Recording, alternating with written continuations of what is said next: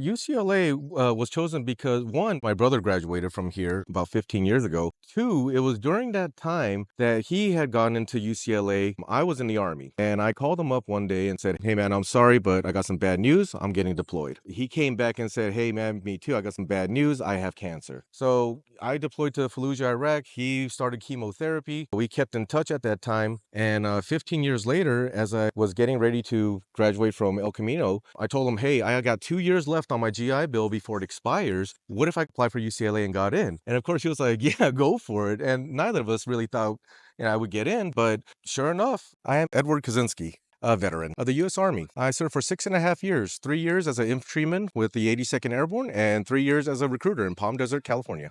He's doing fantastic. He works for Toyota as a manager. He moved to Texas and he's doing wonderful. He loves to come down here and go around to school with me. And it's something that we got to share because of his experiences in life and mine. Oh, shoot your shot. It's worth it. I mean, I thought of UCLA as like an unattainable, way too competitive college for me. Now that I got in here, I feel kind of comfortable. It feels like community college at times. I make friends, I meet up, and we study together. At UC, they take it to the next level. You got more places, more libraries to study in. You have cafes that you can meet with people. The resources that they have here is just incredible. That was the biggest surprise for me. And definitely keeping in contact with the Veteran Resource Center because, you guys have been helping me out a lot. I called the VRC during the summer when I first got accepted. And I believe it was Stephen Lamb at the time that spoke to me. And, he just gave me all the basic info and said, "Hey, come down and come explore this place if you want to. We'll set you up." And so that invitation already made me feel welcome. They gave me a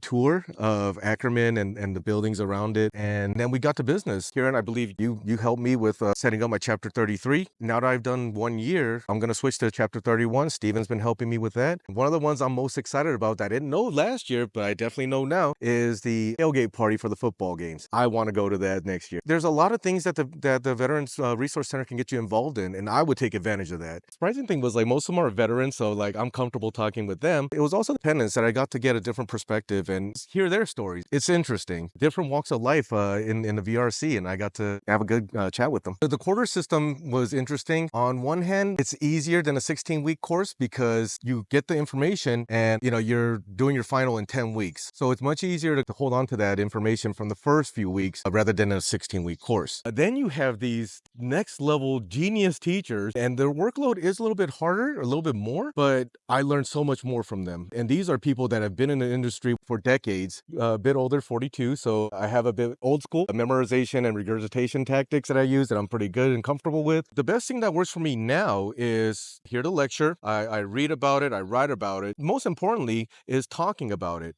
So what I do now is when I get a study group going with some students, we take turns teaching each other. And that way, one person's talking about it, the other people are listening. And of course, if we disagree, we can have a conversation. And that's how we just get better. Like I mentioned earlier with these genius level teachers, it's highly recommended to go to the TA because they're very knowledgeable. They work closely with that professor and they know how to help you. So I went to office hours for several of my teachers. They're the ones that actually convinced me to not just stop at a bachelor's degree, but to go higher and go for a master's or even a doctor's degree. One teacher actually got me thinking about applying for Yale because they have a master's in forestry there, and I'm very interested in that. I talked to them about my goals. They're like, okay. And then I was like, would I be able to get a recommendation? And they'll say, you know what? Yeah, I can definitely do it. Or they'll say, I might not be the best person for it, and then guide me to who can help me. So many people from my time in the military and after that have been instrumental in making me the person that I am today. So many teachers, friends, students, they've all been impactful in my life. Yeah, definitely to my brother Steven, hey, we made it,